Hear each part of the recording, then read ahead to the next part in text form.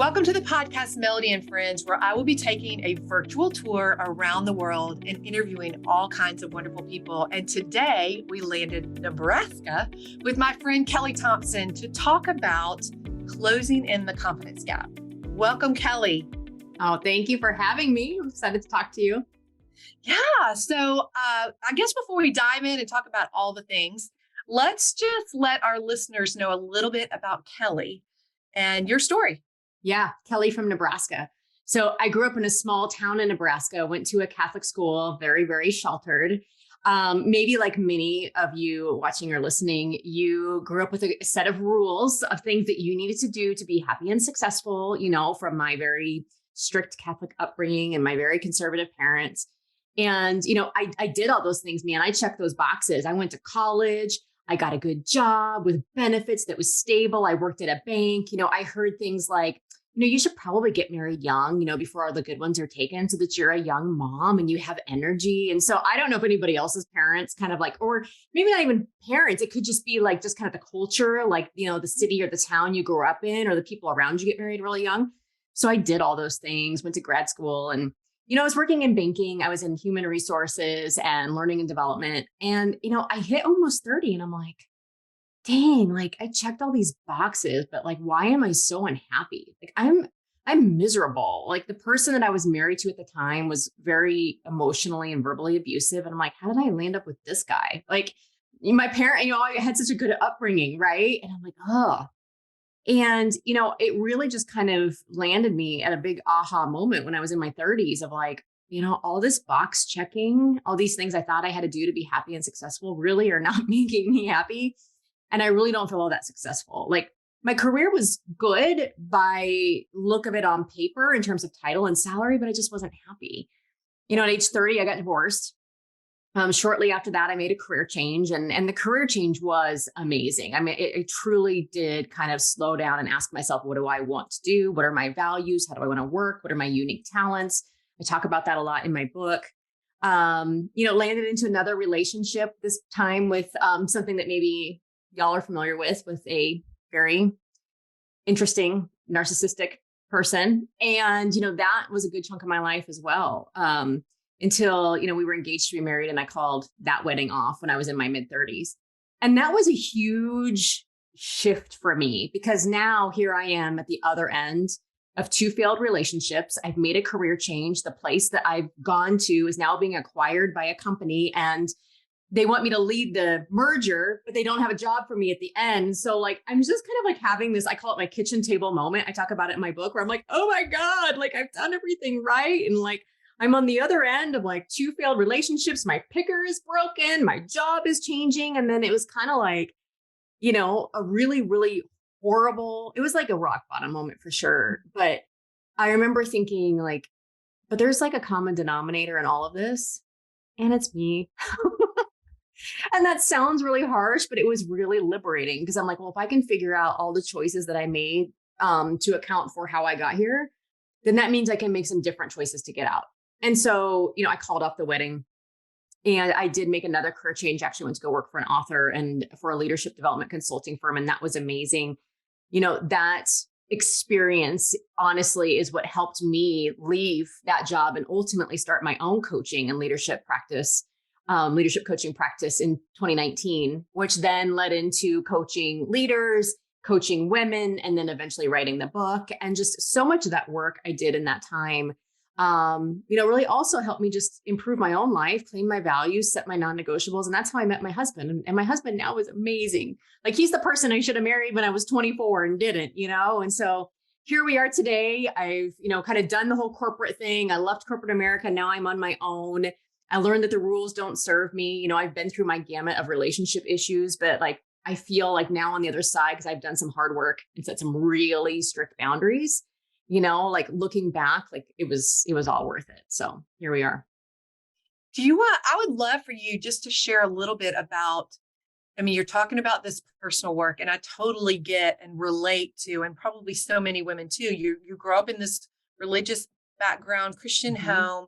Sometimes I feel like we're almost groomed to be these empathic, gracious, forgiving, and we attract sometimes the abusers, the narcissist, that type of thing.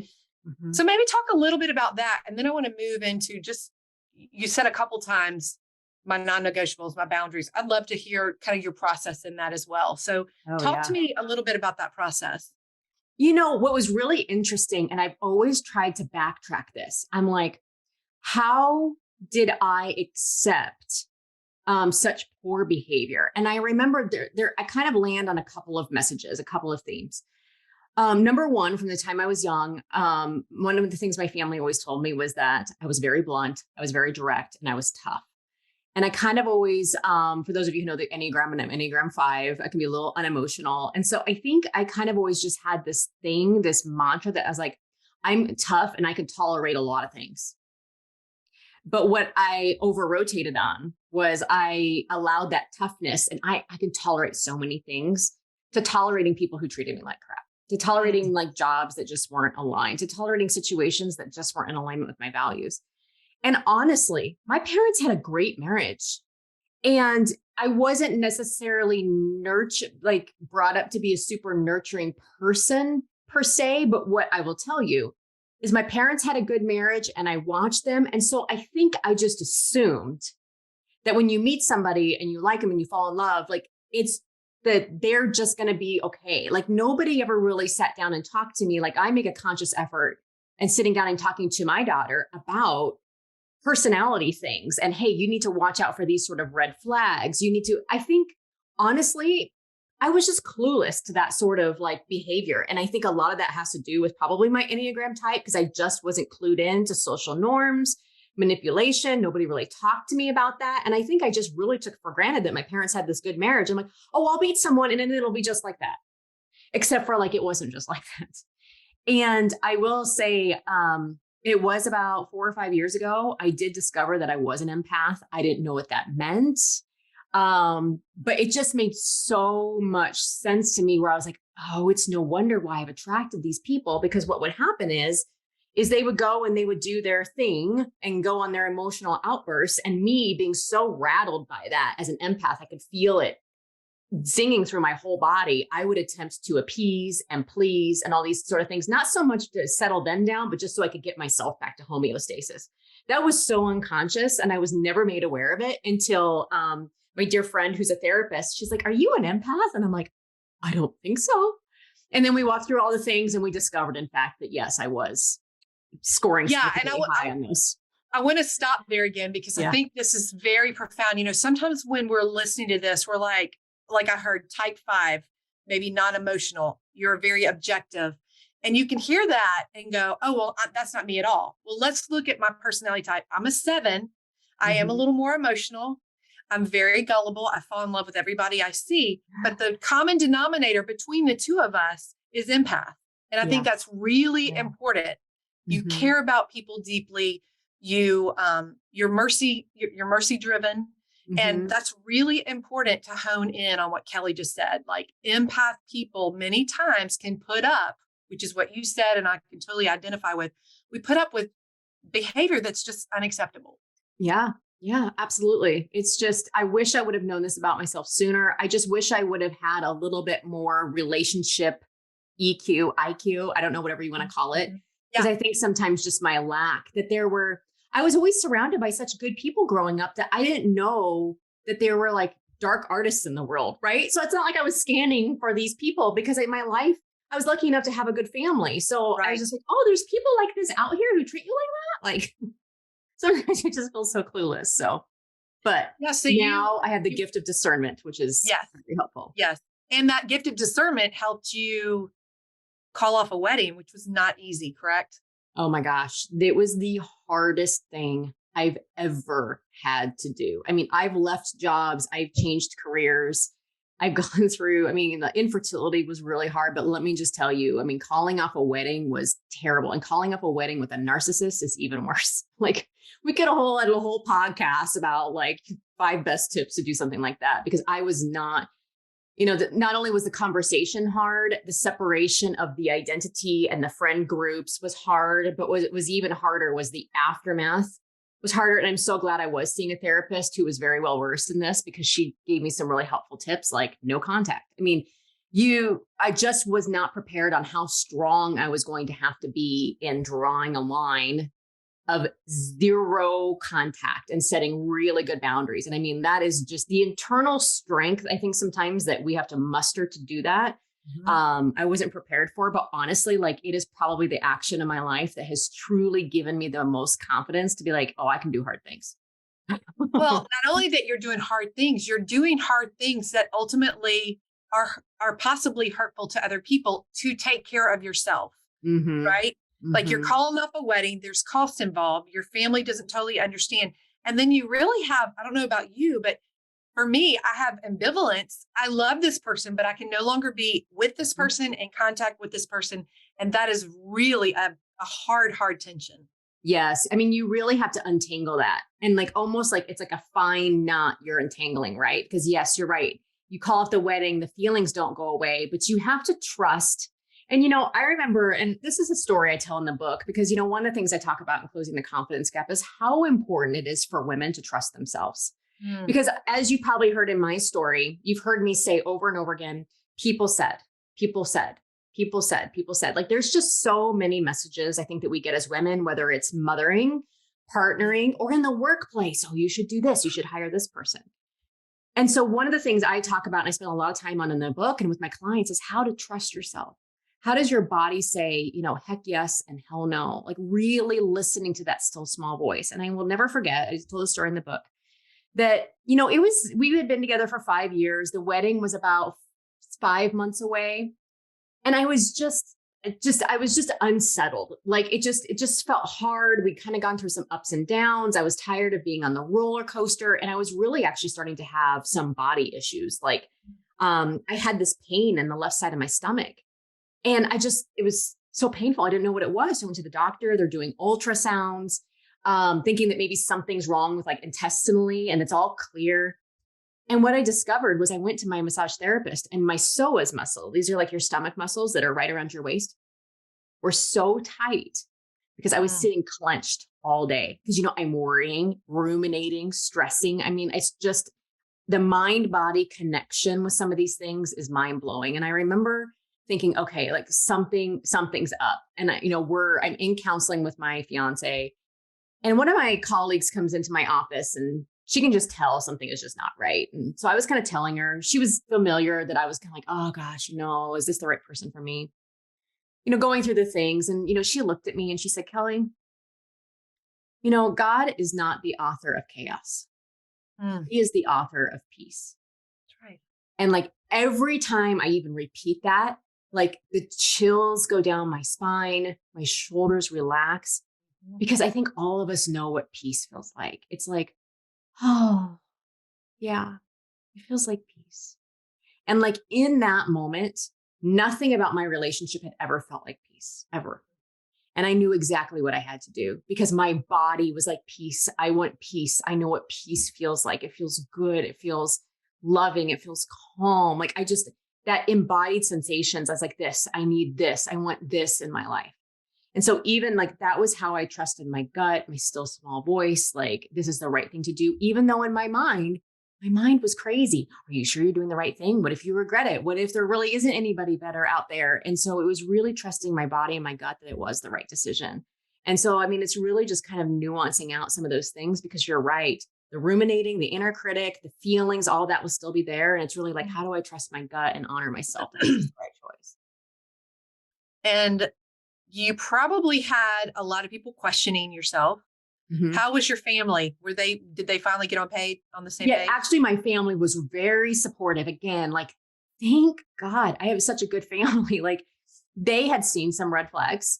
And so they were supportive. But the thing that I love about my family is they will never tell me what to do. They will talk to me about something, but they'll say it's your decision. And so they were actually very supportive because they had seen some of the red flags, but they were never the type of people who were like, you need to, whatever. So I was just so lucky in that way. Sometimes I wish they would just be like, you need to do this. But, I think that that's really respectful when somebody can just hold back and just kind of hold space for you without telling you what to do. Yes, that's so good. So you move out of that relationship. Mm-hmm. And How many years? Was that before you stepped out of corporate America or was that after? It was during. So Wow. I was in that relationship for 5 years and we were engaged for about a year of that time. And we were about 3 or 4 months from the wedding when I called it off. So yeah. And then after I called off that relationship, I did make that move from a technology company to go work for the author and leadership development consulting firm. She was amazing. Like she was kind of like balm to the soul during that time. I mean, it was just such a good move. I was doing a lot of personal discovery. And I write about this in the book too, but like I've been single for quite a while because I'm like, I got to get my shit together. Like I need to figure out what my non-negotiables are. I really need to own my value. What do I want? Who am I as a person? Like what do I value in a relationship? Mm. And I remember, I think I'd been single for maybe like 7 or 8 months. And we were sitting in the office one Friday afternoon and she was in the process of writing a book and I was helping her with some research and some interviews and such. She's like, so what are you doing this weekend? I'm like, oh, I'll probably like pull together some of the interviews that we're doing for the book. And she's like, why aren't you dating? And I'm like, have you seen the dating pool? I'm like, it's contaminated, and I kind of go off. I'm like, I'm not going to go stand in a bar. I'm an introvert. Like I enjoy my own company. And she goes, all right. Cause she was married at the time and met her husband on Match. And she goes, have you ever considered online dating? And I'm like, no, I'll never do that. I'll never do that. Just, the universe is laughing. It's kind of like I said, I never write a book. And she goes, all right. She goes, all right. If you're not dating anybody by the end of the year, she goes, I'm going to place a bet with you. She goes, on January 1st, you're going to get on Match.com. And I'm like, fine, I'll take that bet. I am not joking you. My New Year's Eve date canceled like 4 hours before. And so I was the third wheel for like New Year's Eve with like this other couple. And then January 1st comes and my sister calls me. She's single. She's like, so Kelly, I'm like 28. I'm kind of thinking I should probably get on Match. And I'm like, damn it. I'm like, this is just like serendipity in the universe. I go, I lost a bet from my boss and I was going to sweep it under the rug, but I guess we're just going to get on Match. And so we poured ourselves, like we were on Zoom. We poured ourselves a glass of wine and we filled out our Match.com profiles. And no joke, I met my husband on Match like 3 days later. Wow. Yeah. He's amazing. So tell me just a little bit more about that. You've got non-negotiables at this point. Did you like tee those up right away or were they in your profile or what? Say that again. Were the what? Your non-negotiables. Oh, my non-negotiables. Like yes. you already had all these. Yeah. I did. So I had done just a lot of journaling work, a lot of reflection, really dig into my own personal development. And so I did. I had my non-negotiables and my values are love, respect, family, creativity, and learning. And my big thing was I wanted somebody who would just do life with me, meaning like, let's just go to the grocery store. Like the grocery store can be a date. Like, let's spend time together in the evenings. Like I knew my love languages, quality time was a big one. And I put a little bit of that in my dating profile. Like I'm looking for somebody to do life with. But honestly, like when I went on a couple of dates, I was just upfront in what I was looking for. I said, this is what I'm looking for. This is what I'm here. I'm not here to just meet people and sleep around and do whatever some people do. I mean, and if you want to do that, like cool. Like if that's your area of life, that's you, but that just wasn't me. And there are people on there who want that and that's fine, but I just don't want to be matched with that sort of person. Right. And so when I met my husband, this was crazy, but my husband and I actually figured out we knew each other because we had gone to the same high school. No, but we didn't. Yes, but we didn't. I mean, it'd been like 20 years, 15 years. We didn't recognize each other. He was in my brother's grade and I was a year older than his sister. I worked with his sister. Like his mom was my little sister's second grade teacher. And he actually used to work with my mom as a financial advisor. So we had all these connections. We actually had shared friends. We went to the same gym and we had never seen each other. It was the strangest thing. And so like, I think that made it easier, but he was widowed and had kind of a rough go of it his first round. And so I think both of us came into the relationship very clear on what we will and will not tolerate. And so for us, like in our first few conversations, we were just very upfront. Like, this is what I'll tolerate. This is what I won't. This is what I want. This is what I don't want. Because he had been in a similar situation. And I think that was very easy and very awesome for us that we could just come and be like, these are our things. And we were upfront with that. And it made it so easy because even now on the hard days, like, when we have disagreements or we want to do things differently, the thing is our values are the same. So we're not in a values mismatch or competition every day. We might be in a discussion about like, what's the right way to load the dishwasher or vacuum the carpet or like, Yeah. Or parents yeah, or oh, or discipline. parenting rules and discipline. That's the big one. But you know what? Yeah. Ultimately, our values align. So it's not that hard for us to come together on something. That's so good. And I mean, if you're listening to this, you can find somebody that aligns with your values. You Yes. do not have to give up stuff, and you just keep looking until you find the right person. Yes. That is Yes. like, And there will be times where I even sat and thought to myself, "Ah, are my standards too high? Maybe my standards are too high." And I'm so glad I didn't talk myself out of my standards being too high because I could tell you that the reward is worth it. yeah, that's so Yeah. awesome. All right. So we fast forward a little bit, and Mhm. I mean, I looked at a blog online that you have, I mean, on your website, and I loved it because you're talking about this advocacy Mhm. mantra. Mhm. Mantra is probably not the right word, but let's talk a little bit advocacy model. That would Mhm. be probably a better word. Let's talk a little bit about that and how you use that with the women that you walk with day in and day out. Yeah. Well, first I use it on myself because one of the things that I have had to wrestle with my whole life is I'm introverted. I'm an Enneagram 5, and if you don't know what that means, like I just tend to hang back. I tend to be a little more contemplative. I tend to think of like all the good things to say about 3 days later. I really like a calm inner harmony world where like not a lot of my energy is depleted. And so it would be easy for me just to hang back. I could speak up, but I'm like, oh, I don't got the energy for that. I'm like, I'm just gonna be quiet. But the problem is, and I really struggle with that in corporate because I'd be sitting in these big strategic meetings and I'd look around the room and I'm like, God, I'm so annoyed. Why am I so annoyed? This meeting's going in circles. And I'm like, oh, it's all men talking. And I'm like, well, are there more men in this room than women? I'd look around again. I'm like, no. I'm like, well, why don't these women speak up? And it's almost like I heard this like voice in me that's like, well, you could speak up. I'm like, I can't speak up. I'm like, I at first like, but first I need like more credentials or more experience, or I need to know that people won't think my idea is silly. And I think I developed this advocacy model because one, I needed my own tools to speak up. And especially when I went off and started my own business, I recognized that like staying silent really wasn't going to be all that helpful because then like nobody kind of knows how to find you. Yeah. And so I'm like, well, if I really want to, so my mission is to help women advance to the rooms where decisions are made.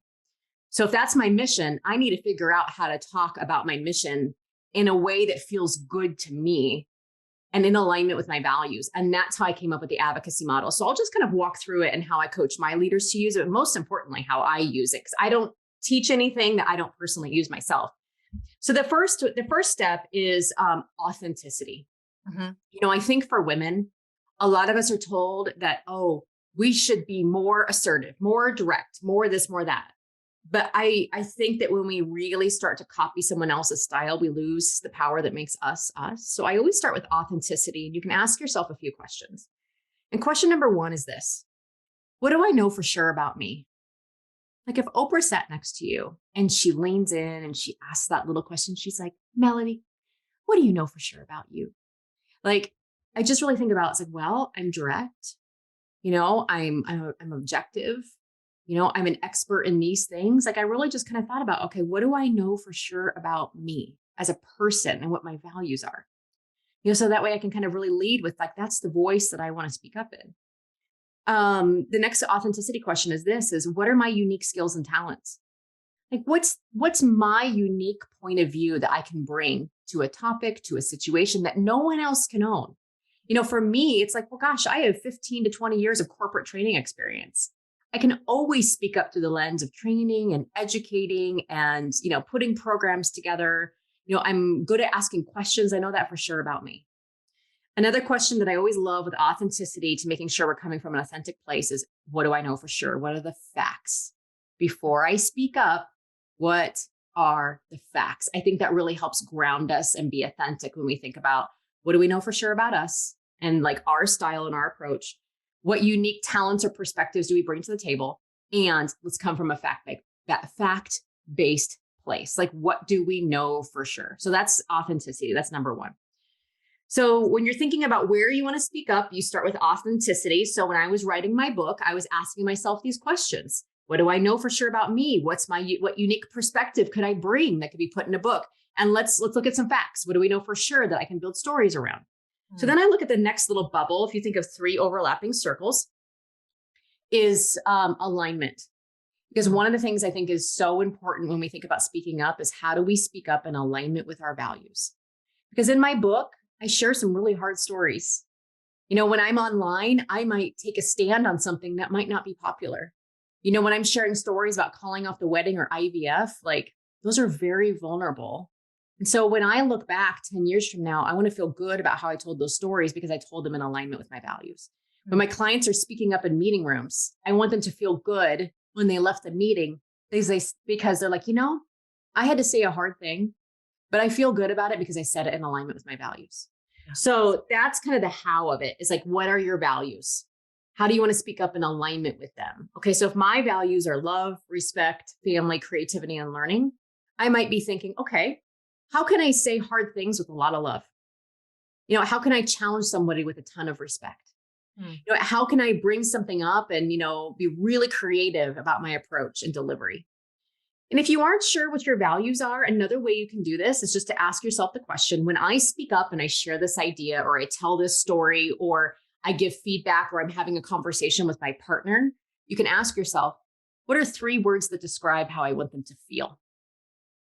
Because then all of a sudden I'm not focused on me and all my nerves and what I'm going to say. I'm thinking about Melody and I'm thinking, when I tell Melody this, how do I want Melody to feel? If I have to give Melody some hard feedback, how do I want her to feel? Right? Because as a leader, sometimes we have to give hard feedback. Well, I want her to feel educated. I want her to feel supported, but I want her to feel informed on what she needs to do next. Okay, well, given that, how am I going to kind of craft my script so that I'm authentic in my delivery? I'm delivering it in alignment with my values. And then the last step is action. Okay, because we can kind of get into analysis paralysis if we stay in the authenticity and alignment place, but action.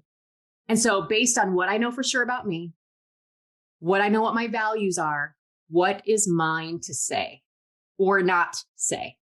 So I have a lot of extroverts that love this model because I have a client and she's so sweet. She goes, Kelli, I had a lot of drama in my life because I thought everything was mine to say. And she just laughs at herself. She's like, I spoke up on everything. I interjected on everything. She goes, but with this advocacy model, she goes, I really sat down in meetings and said, okay, what do I know for sure about me? What unique perspective do I bring? What are my values? What is mine not to say? And she's like, when I stopped speaking up on stuff that just honestly was not mine to talk about, somebody else had the expertise. She goes, not only did my workload decrease because people stopped giving me stuff because I was the one talking all the time. She's like, but I have a lot less drama in my life because I'm not inserting myself in all of these places. So for me, I'm a little more introverted. So I'm always like, well, what is mine to say? So like when I was in new job situations, I would always really think about, okay, I might not know a lot about what they might be talking about in another field like technology, but if the conversation ever drifts over to people and training, that's my clue. This is mine to say.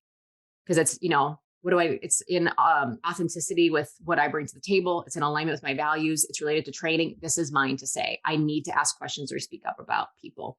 And that's really kind of how I discerned what was in my book.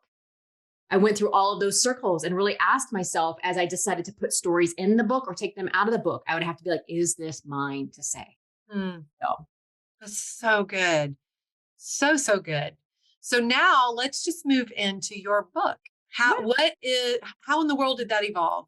Yeah. Okay. You said that was one of your nevers. I'm not going to write a book. So how did that happen? Yes. So when I was a little girl, I loved to read. I've read all the Babysitters Clubs. I've read all the Sweet Valley Highs. Like I've read them all. And I was just like, oh, I want to write a book someday. I just loved books and I've always wanted to write a book. Always, always. And I remember it was probably 2008. I'm in banking. It's mostly run by men. I'm sitting in my boss's office and we were just talking about our dreams. And I'm like, yeah, I've always wanted to write a book someday, but I don't know what I want to write about. I'm like, but I definitely know it will not be a leadership book ever. I had to add the ever.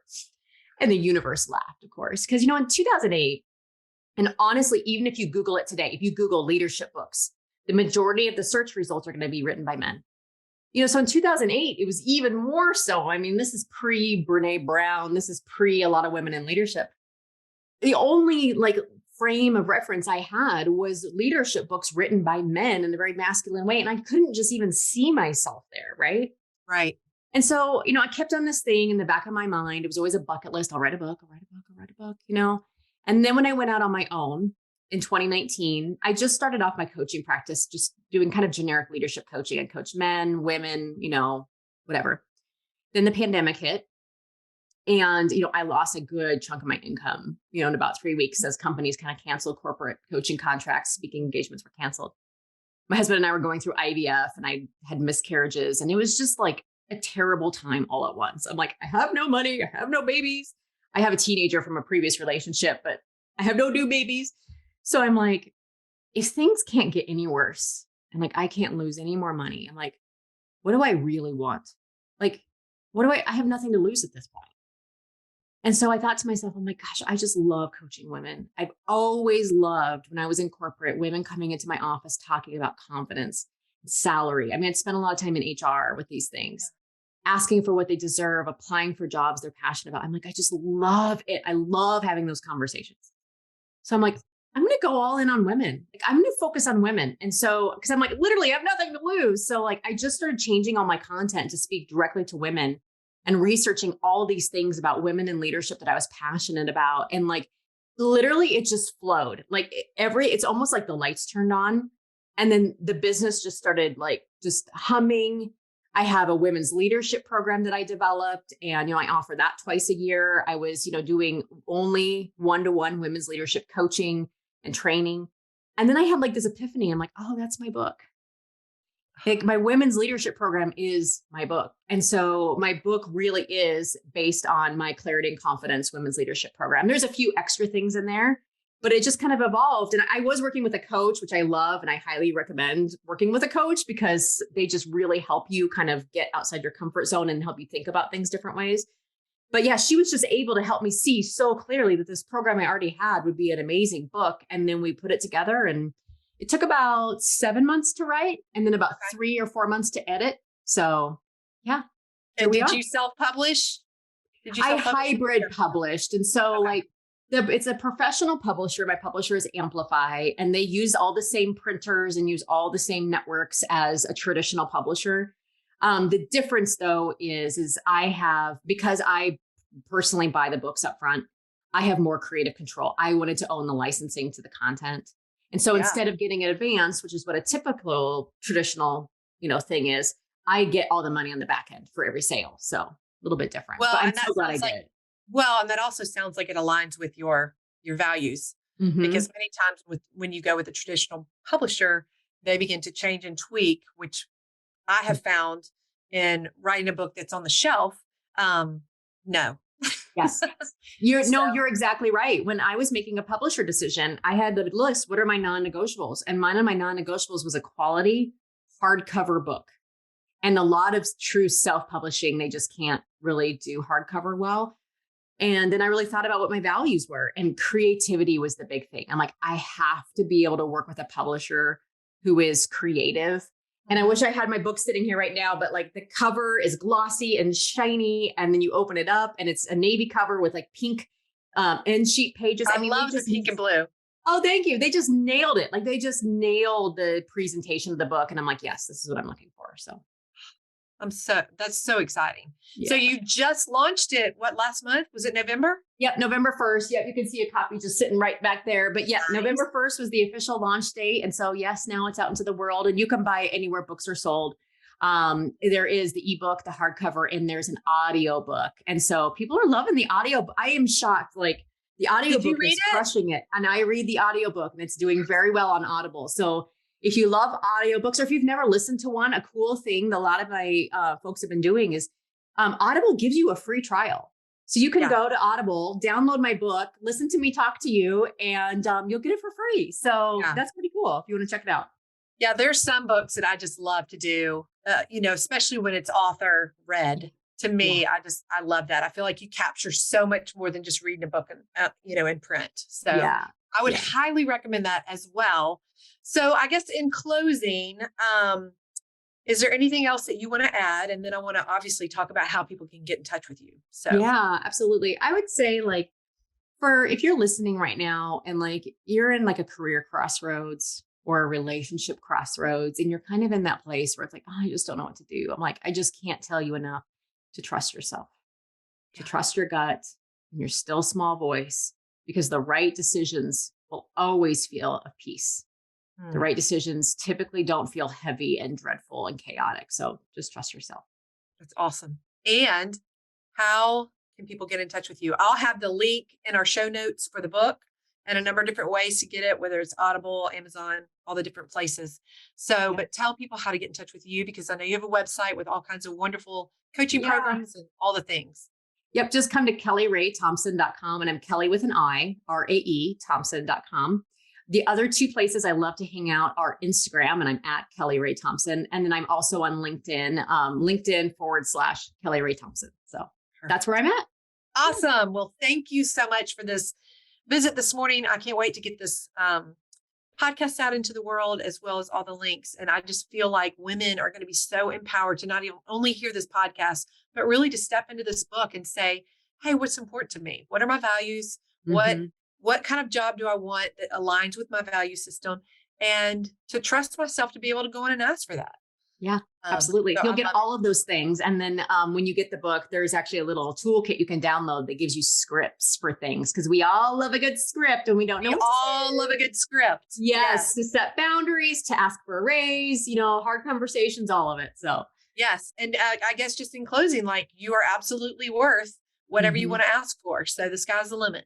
Absolutely. I have little cards made for my book that says, know your worth and make your ask. That's awesome. I love it. Thank you, Kelli, so much for joining us here this morning. You're welcome. So happy to be here. This episode has been brought to you by Life Beyond Betrayal. Life Beyond Betrayal is a comprehensive program that provides a community as well as 3 courses for women. The first course is Surviving Trauma Beyond Betrayal. Our second course is called Grieving Beyond Betrayal. And the third course is called Reclaiming You Beyond Betrayal. This is a self-paced program that you can take as long as you want to go through, and also provides a community so you feel like you have the support that you need. So check out Life Beyond Betrayal membership at lifebeyondbetrayal.com.